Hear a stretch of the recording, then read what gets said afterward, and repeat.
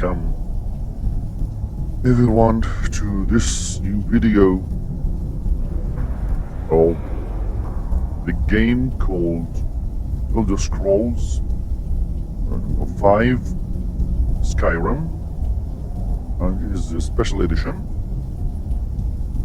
And in this, not carrying too much, okay.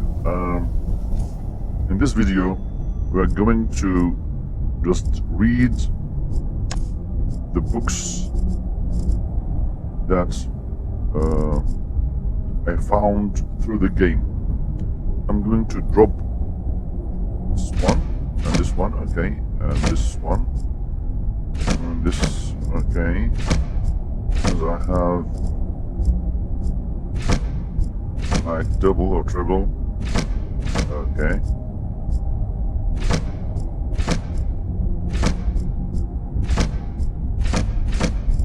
Like this, so clean. And this one, okay. Just want to read the matters, you know. It's most important. Books. Missing. Okay. The Book of a Dragonborn. Alright, it's a cool book. This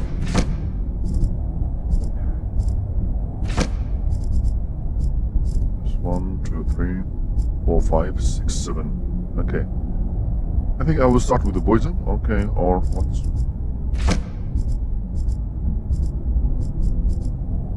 1, 2, 3, 4, 5. And the Song of Belenal. That could be cool, but we will see. We'll make like categories for each video. Alright, that will be enough. I think those are blah blah blah. Not needed. Okay, let's just move here. I'm going to do animation, just reading the books. I think they're okay. Let's sit in the chair, main chair here. I think. To make it like something legit, you know. Let's move here. Alright. I hope that. If there is some kind of... Can I sit here? No? Can I sit any place? Nothing? Not even... Okay, I'm afraid that crazy that people will be alive and don't want to quarrel them, to fight them.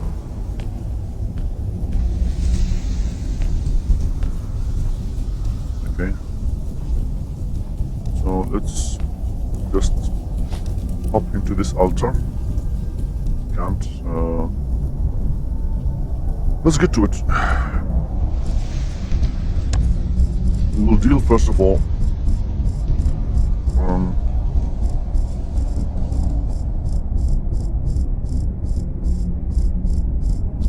Start befolken. Brief history of Empire. Okay.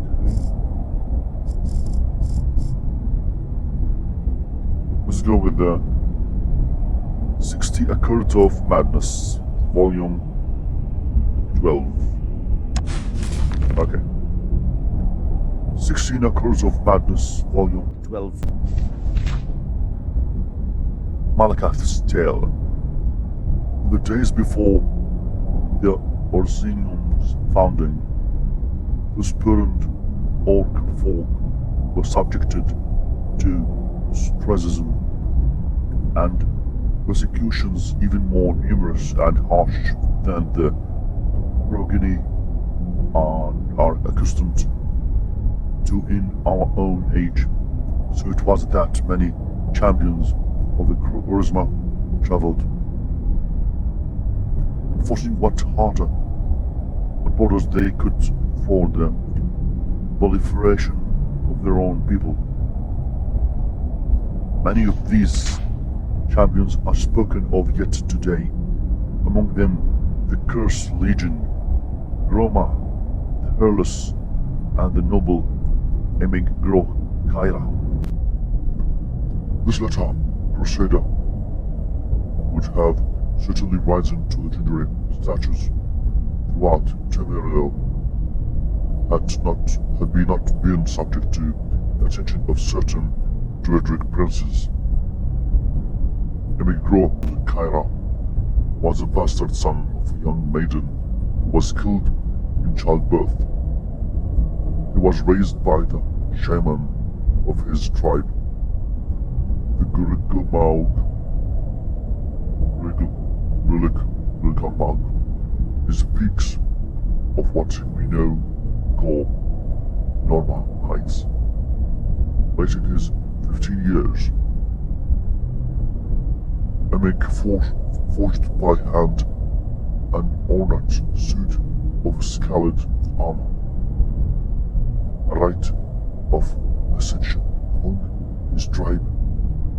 On a blustery day, he bounded the final rivet, undraping a heavy cloak over the bug until Emic set out from his village for the last time. One of his exploits always returned home with the defending merchant caravans from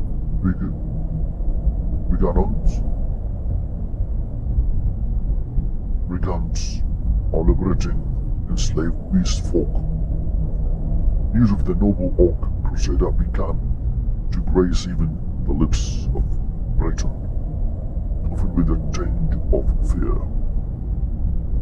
Less than 2 years after ascending the maturity, Amigo Kaira was making camp when a thin voice called out from the thickening night. He was surprised to hear the language of his people spoken by a tongue that obviously did not belong to an orc. Kaira said, the voice, "Tales of your deeds have crossed the lips of many and have reached my ears." Peering into the murk, Emic made out the salute of a cloaked figure made wavy and unfurled by the hazy campfire. The voice alone, he had thought the interloper, an old hag, but he now decided that he was in the presence of a man of slight and lanky build. Though he could discern no further detail, perhaps the very orc began, "But I seek no glory. Who are you?" Ignoring the question, the stranger continued, "This bright dirt, Orzma, glory finds you, and I bear the gift worthy of it." The visitor's cloak halted slightly, revealed nothing but faintly glinting buttons in the pale moonlight, and a bundle was withdrawn and thrust to the side of the fire between the two. Emic continuously removed the rags in which the object was swathed and was dazzled to discover the item to be a wide curved blade with ornately decorated handle. The weapon had heft, and Emic realized on brandishing it that the elaborate pommel disguised the more practical purpose of balancing the considerable weight of the blade itself.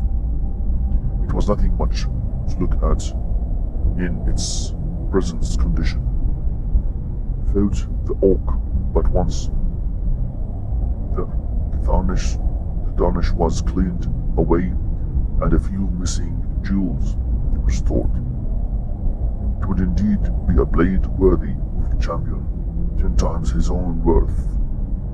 Her name is Neb Grissom,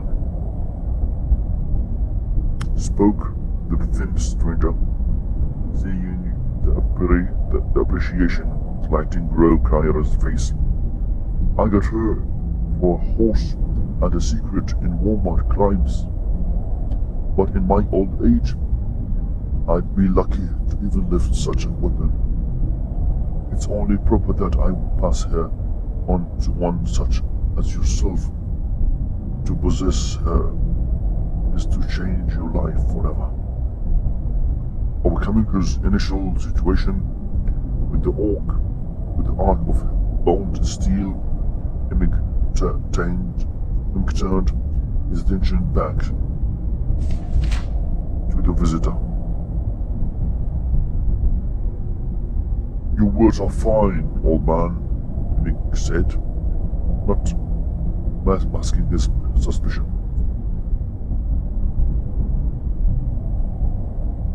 But I'm no fool. You traded for this blade once, and you trade for it again tonight. What is it that you want? The stranger's shoulder slumped, and Amigo was glad to have unveiled the true purpose of his twilight visit.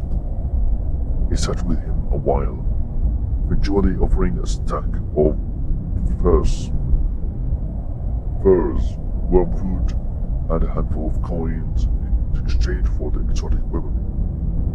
By morning, the stranger was gone. The week following Amigo's encounter with the stranger, Nickerson had not left its scrabble. He had encountered no enemy in the woods, and his meals consisted of fowls and small game, goats with bow and arrow. The beast suited him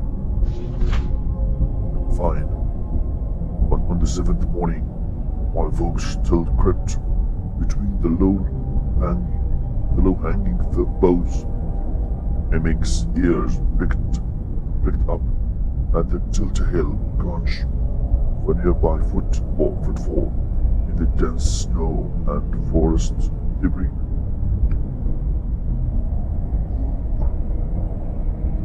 Amigo's nostrils flared, but he was upwind, being unable to see or smell his guests, and knowing that the breeze carried his scent in that direction.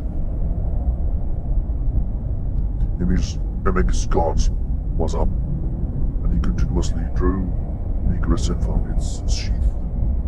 Amigo himself was not entirely sure of all that happened next. The first moment of conscious memory in Amigo's Kaira's mind after drawing Nickerson was the image of the curved blade sweeping through the air in front of him, spotted blood over the virginal powder coating the forest floor. The second memory was a feeling of frenzied bloodlust creeping over him, but it was then that he saw for the first time his victim, an old woman, perhaps a few years younger than himself, her body a canvas of bristling walls, enough to kill a strong man 10 times over. In his disgust overwhelmed the madness that had overtaken him, and with all his will enlisted, he released Nickerson from his grip and let the blade sail. With a discordant ringing, it spun through the and was buried in a snowdrift. Amigo fled the scene in shame and horror, trimming the hood of his cloak up to hide himself from the judging eyes of the rising sun. The scene where Amigo's Kaira had murdered one of his own kind was a macabre one.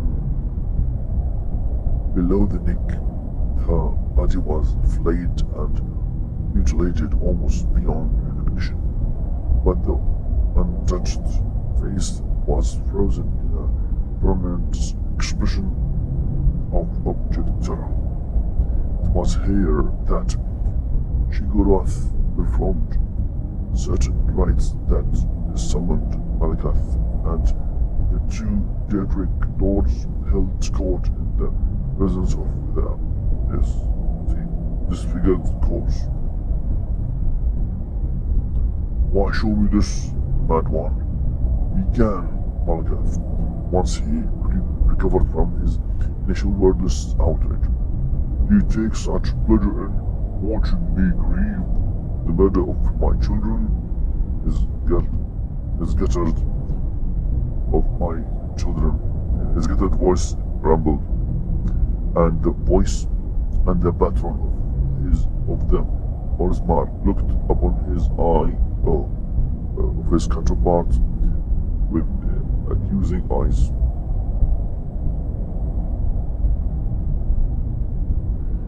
By birth, she was yours, brother outcast, began Shigurath, solemn in aspect and demeanor, but she was a daughter of mine by her own habit. My mourning here is no less than your own. My trade is no less great. I'm not so sure, grumbled Malacath, but rest assured that revenge for this crime is mine too cheap. I expect no contest from you. I stand aside as the fearsome prince began to push past him. Lord Shigurath spoke again. I have no intention of standing between you and vengeance. In fact, I mean to help you. I have servants in His Holiness, and can tell you just where to find that. You use a weapon of my choosing. I can tell you just where to find our mutual foe. I ask only that you use a weapon of my choosing, wound the criminal with my blade, and banish him to my plane, where I can exact my own punishment, the right of honor, killing here belong to you. With that Malacath agreed, took the white blade from Shigurath, and was gone. Malacaths materialized in the path of the murderer. The cloaked figure appeared through the blizzard haze, billowing due to so soul as to weight the surrounding trees. The blade was drawn, and Malacath crossed the distance more quickly than a wild fox. Frothing with rage, he swung the blade in a smooth arc, which chopped the head of his foe cleanly off, then plunged the blade up to its hilt in his chest, choking off the spurts of blood into a steady growing stain of red bubbling from beneath the scaled armor and heavy cloak. Detonating from an unexpected, immediately and fury of his own awful kill, Malacath rested on the knee as the body before him collapsed heavily, backwards and it landed roughly upon a broad, flat stone. Next sound broke the silence like a bolt. I'm sorry, sputtered the voice of Amigo Kaira. Malka's eyes went even as he looked upon the severed head, seeping blood from its wound, but somehow kept alive. Its eyes wavered about wildly, trying to focus on the aspect of Malacath before it. The once proud eyes of the champion were cloaked with tears of grief, pain, and confused recognition. To his horror, Malacath recognized only now that the man he had killed was not only one of his Orsmar children, but very literally a son he had blessed on Orc Maiden years hence. For achingly long moments, the two looked upon each other, despondent and shocked, then silent as oiled steel. Shigarath strode into the clearing and he hefted Amigo Kaira's disembodied head and bundled it into a small grey sack. Shigarath reclaimed Nicholson from the corpse and turned to walk away. Malacath began to stand, but kneeled again, knowing he had irreversibly damned his own suffering offspring to the realm of Shigarath, and mourned his failure as the sound of his son's hoarse pleas faded into the frozen horizon. And this is 16 Acres of Madness. Yep, it was madness. And I hope that to see you soon in other book. See you later.